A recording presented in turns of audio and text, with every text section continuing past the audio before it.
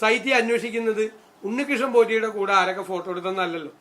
UDF-ലെ ഒരു അംഗത്തെ സ്വാധീനിക്കാൻ 50 ലക്ഷം രൂപയാണ് ആളെ പുറത്തു കളഞ്ഞു. ആൾ അപ്പുറത്ത് വോട്ട് ചെയ്ത് 50 ലക്ഷം രൂപ കൊടുത്തിട്ട്. ഇത് തന്നെയാണ് മറ്റത്തൂരിൽ നടന്നത്. ശബരിമലയിലെ സ്വർണം കവർച്ച ചെയ്തത് ആരാണ്? അത് എവിടെ കൊണ്ടുപോയിട്ടാണ് വിറ്റത്? ഏത് കോടീശ്വരനാണ് അവിടുത്തെ ദ്വാരപാലക ശില്പം കൊടുത്തത്? തുടങ്ങിയ കാര്യങ്ങളാണ് അന്വേഷിക്കുന്നത്. ഉണ്ണികൃഷ്ണൻ പോറ്റിയുടെ കൂടെ ഫോട്ടോ എടുത്തവരല്ലല്ലോ അന്വേഷിക്കുന്നത്. പല ക്രിമിനലുകൾക്കും പല കുഴപ്പക്കാർക്കും ഒക്കെ പലരുടെയും കൂടെ നിന്ന് ഫോട്ടോ എടുത്തതാണ്. ഫോട്ടോ എടുത്തവരെയൊക്കെ പ്രതികളാകാൻ പറ്റുമോ? നാളെ ഏത് കേസിൽ ആര് പ്രതിയായാലും അവരുടെ കൂടെ ഫോട്ടോ എടുത്തവരൊക്കെ പ്രതികളാവും. അതൊക്കെ CPM നേതാക്കൾ പെട്ടു. 3 CPM നേതാക്കൾ ജയിലിലാണ്. അടുത്ത CPM നേതാക്കന്മാര്, അതിനേക്കാൾ വലിയ നേതാക്കന്മാര് ജയിലിലേക്കുള്ള ക്യൂല. അതിന് ബാക്കിയുള്ളവരെ കൂടി ബന്ധപ്പെടുത്താൻ വേണ്ടിയിട്ട് നടത്തുന്ന വൃദ്ധാശ്രമമാണ് മുഖ്യമന്ത്രി നടത്തുന്നത്. ഞങ്ങൾക്ക് മുഖ്യമന്ത്രിയോടുള്ള ചോദ്യം, അവരുടെ പാർട്ടിയോടുള്ള ചോദ്യം, അയ്യപ്പന്റെ സ്വർണം കവർന്നതിന് ജയിലിൽ കിടക്കുന്ന ആളുകൾക്കെതിരെ നിങ്ങൾ എന്തുകൊണ്ട് നടപടി സ്വീകരിക്കുന്നില്ല? അതാണ് ചോദ്യം. നടപടി സ്വീകരിക്കാത്തത് അവർ കൂടുതൽ ആളുകളുടെ പേരുകൾ വെളിപ്പെടുത്തും എന്നുള്ള ഭയം കൊണ്ടാണ്.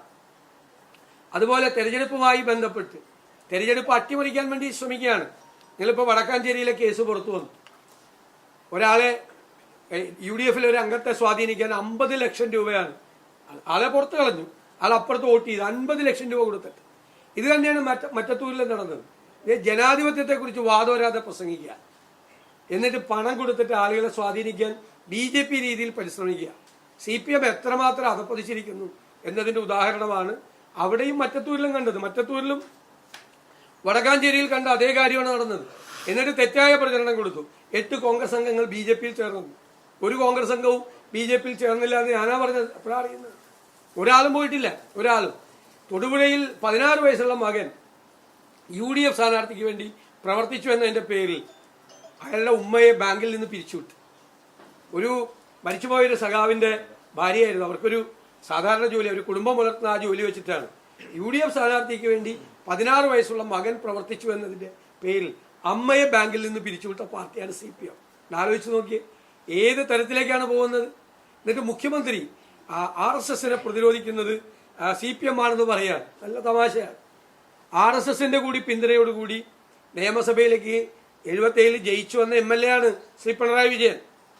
ആരോരും അറിയാതെ ഔദ്യോഗിക കാറ് മാറ്റി മസ്കറ്റ് ഹോട്ടലിൽ പോയി RSS നേതാക്കളുമായി ചർച്ച നടത്തിയ നേതാവാണ് പിണറായി വിജയൻ. BJP സുരേഷ് ഗോപിയെ തൃശ്ശൂരിൽ ജയിപ്പിക്കാൻ വേണ്ടി അജിത് കുമാറിനെ വിട്ട് പൂരം കലക്കിയ ആളാണ് പിണറായി വിജയൻ.